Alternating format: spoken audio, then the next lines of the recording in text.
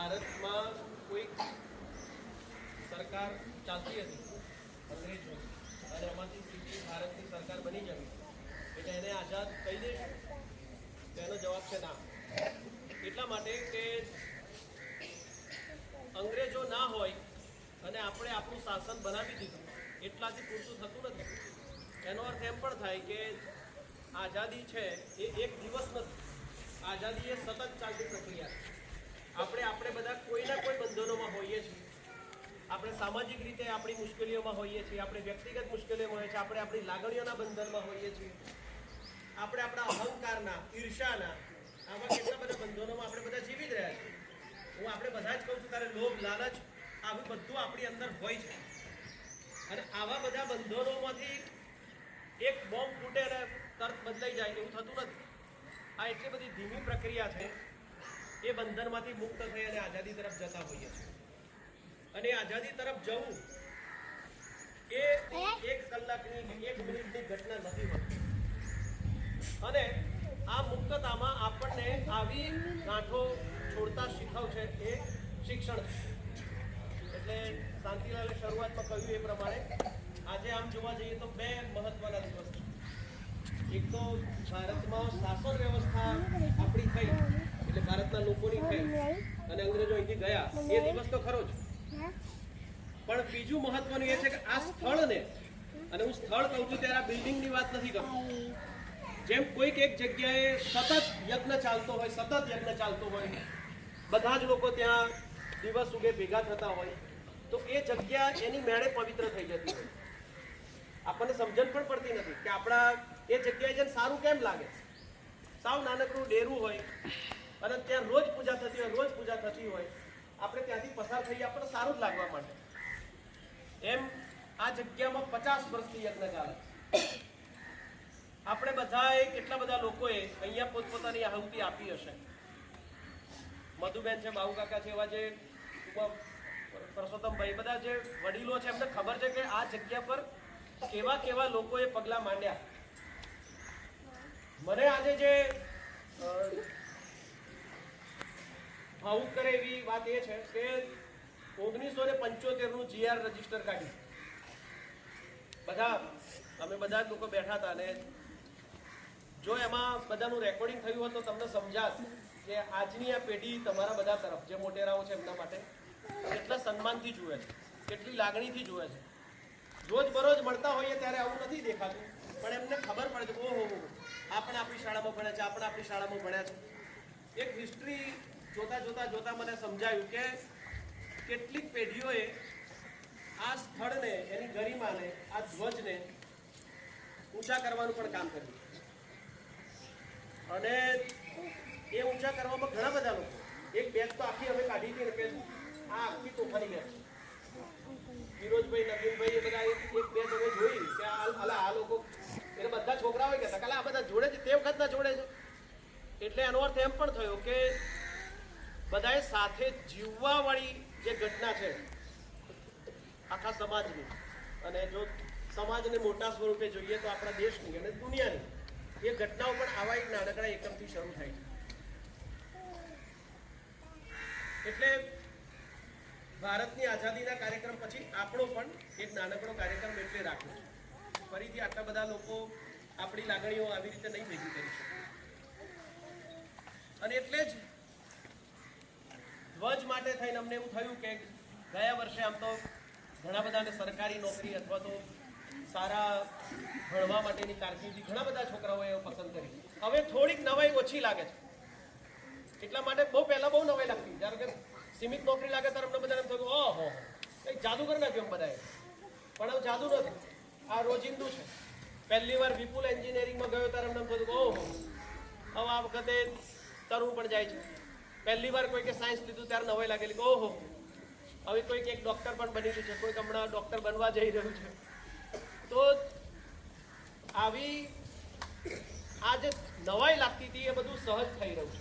અને એટલે લાગ્યું કે પ્રતિકાત્મક રીતે ભૂમિ આવેલી હતી એટલે એના હાથે આપણે ધ્વજ ફરકાવ્યો છે. એ તમારા બધા માટે કે તમે કોઈ પણ સ્થિતિમાં હોવ, તમારી સામાજિક, આર્થિક, કૌટુંબિક સ્થિતિ કોઈ પણ પ્રકારની હોય, તમને એક જ વસ્તુ જીવાડી શકે એમ છે, અને છે શીખવું, શિક્ષણ. અને આ જે શિક્ષણ છે એટલે માત્ર ચોપડીવાળું કે એવું નહીં. અમે ઘણા બધાની ઇન્ટરવ્યૂઝ આવી રહ્યા છે જૂના બધા વિદ્યાર્થીઓના, અને બધા સતત બીજું કશું ભણવાની કોઈ વાત યાદ કરે ના કરે, એક વાત સતત યાદ કરે છે, હું આ ગ્રુપમાં લીડર હતો, મારું આ ગ્રુપ હતું અને અમે આવું કામ કર્યું, અમારા વખતની સ્કૂલમાં અમે આ શરૂ કરેલું, અમે આવું શરૂ કરેલું, મારા આ મિત્રો અને હજુ મિત્રો છીએ. એનો અર્થ એમ થયો કે જીવન જીવવા માટે ચોપડીવાળું જ્ઞાન એ બીજા નંબરે છે, પહેલા નંબરે સંબંધોનું, અને આપણા બધા સંબંધોનું જ્ઞાન એ પહેલા નંબરે છે.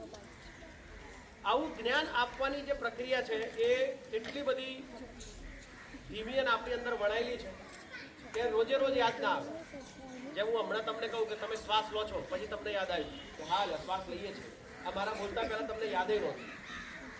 તમને યાદ નહોતું એનો અર્થ એમ નહોતો કે તમારા જીવનમાં શ્વાસનું મહત્વ નહોતું. એના વગર આપણે જીવી શકીએ જ નહીં. એમાં સંબંધોનું કામ પણ એવું જ છે કે જ્યારે એ થોડાક વિખૂટા પડે ત્યારે યાદ આવે, ઓહો આપણે આનાથી જીવતા હતા, નથી યાદ આવતું. એટલે આ સંબંધોને યાદ કરવાનો આ દિવસ છે. આ પ્રક્રિયામાં કેટલા બધા શિક્ષકો બધા યાદ કરે છે, ભાઈજી સાહેબ, સોમા સાહેબ, જાદવભાઈ, બધાને યાદ કરે, બાબુ કાકા, બધા લોકોએ યાદ કર્યા.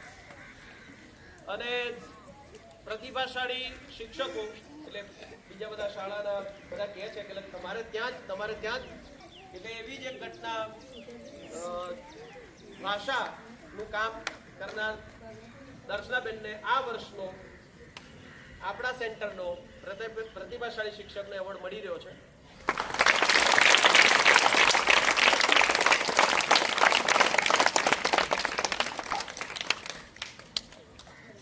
એક નવો પુરસ્કાર આ વર્ષથી જ શરૂ કરવામાં આવ્યો, અને એ પુરસ્કારનું નામ છે સક્ષમ શાળા એવોર્ડ. સક્ષમ છે એ એક્રોનિમ છે, એક્રોનિમ એટલે ટૂંકું સ્વરૂપ છે, પણ મોટું એના વિશે કહું તો જે શાળા બાળકો માટે સલામત હોય, જે શાળાનું પર્યાવરણ સરસ હોય, જે શાળાનું વિદ્યાર્થીઓ સંચાલન કરતા હોય, અને એની અંદર પણ પહેલી જ વાર શરૂ કર્યો, અને પહેલી જ વારમાં મેં પહેલાં જ કહ્યું એમ કે જો ઊભા રહીશું તો એ આપણે જ એ એવોર્ડ પ્રાપ્ત કર્યો છે. સક્ષમ શાળાનો એવોર્ડ પણ આપણને પ્રાપ્ત થયો છે, અને પૈસા કેટલા મળે? 21,000 રૂપિયા પણ મળે.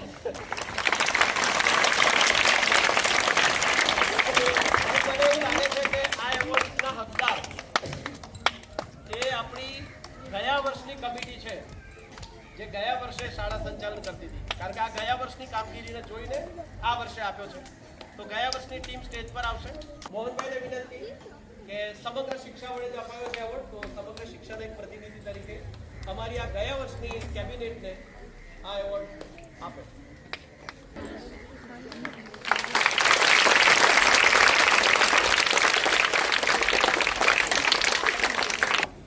નમસ્કાર મિત્રો, આજના 15મી ઓગસ્ટ સ્વતંત્રતા દિવસની બધાને શુભકામનાઓ. હું ભૂમિકા નવાનદી સર આજના આ સ્ટેજ પર મારા શિક્ષકોના લીધે જ છું. એમના લીધે જ હું આ સ્ટેજ સુધી પહોંચી શકી છું. એમને મને શૈક્ષણિક રીતે નહીં પણ મારી પર્સનલ લાઈફમાં પણ એમને મને બહુ હેલ્પ કરી છે.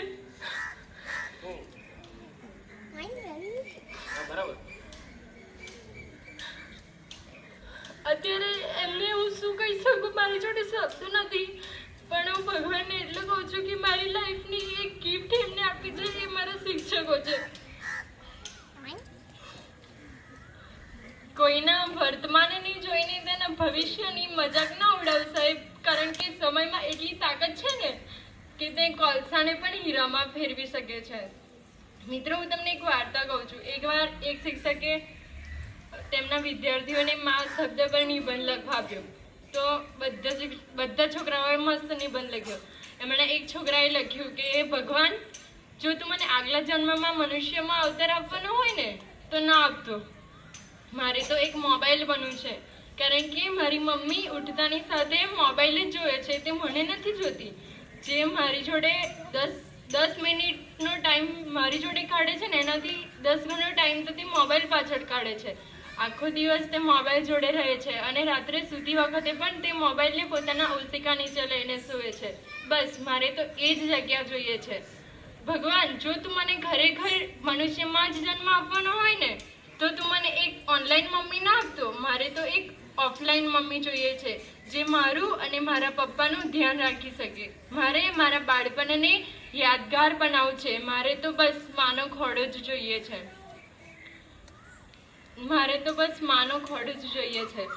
તમારે પણ તમારા ઘરમાં એક પ્રકારે એવું જ રાખવાનું કે જેમ કંપનીઓમાં અને ઓફિસોમાં મોબાઈલની પ્રતિબંધ હોય છે એવી જ રીતે ઘરમાં આવ્યા પછી પણ મોબાઈલનો ઉપયોગ તમારે ઓછો જ કરવાનો, જેથી તમારા બાળકો પણ એવું જ શીખે. જો તમે ઘરમાં જેવું વર્તન કરશો ને એવો જ પ્રભાવ તમારા બાળકો પર પડશે. બાળક માટે એક શિક્ષણ એ જરૂરી છે. શિક્ષણ એ જ સફળતાની ચાવી છે. જો તમે પોઝિટિવ વિચારશો ને તો જ તમારું બાળક પોઝિટિવ વિચારશે. તમે નેગેટિવ વિચારો તો તમારું બાળક ક્યાંથી પોઝિટિવ વિચારે? એ તો નેગેટિવ જ વિચારવાનું ને. તમારે જો ત્રીજા માળે જવું હોય ને તો 5મા માળ સુધીનો ધ્યેય રાખવો જ પડશે કે હું 5મા માળ સુધી તો જઈશ જ. પણ જો તમે ત્રીજા માળે જવું હોય ને પછી બીજા માળનો આશા રાખો કે બસ આપણે તો આટલું જ, આનાથી આગળ તો આપણેથી નહીં થાય, તો એ શક્ય જ નથી. તમારે તમારા સપના સાકાર કરવા હોય ને તો ઘણા સંઘર્ષો સામે લડવું પડશે.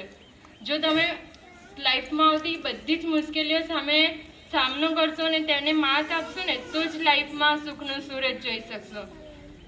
કોઈ ઉપર ચડવા માટે કોઈના સાથની જરૂર નથી, પણ પડીને પાછા ઊભા થવાની હિંમત વધારે જરૂરી છે. અને હા મિત્રો, એટલું જરૂર યાદ રાખજો કે પિતાનો ઠપકો ખાધેલા સંતાનો, શિક્ષકે સજા કરેલા વિદ્યાર્થીઓ અને સોનીએ ટીપેલું સોનું અંતે તો ઘરેણાં જ બને છે. તમારા વિચારો એટલા લેવલના રાખો કે એના પર પણ કોઈકે વિચાર કરવો પડે. એક સમુદ્ર બનીને શું ફાયદો? બનવું હોય તો એક નાનું તળાવ બનો કે જ્યાં સિંહ પણ પાણી પીવે ને તો પોતાની ગરદન નમાવીને. જય હિન્દ, જય ભારત.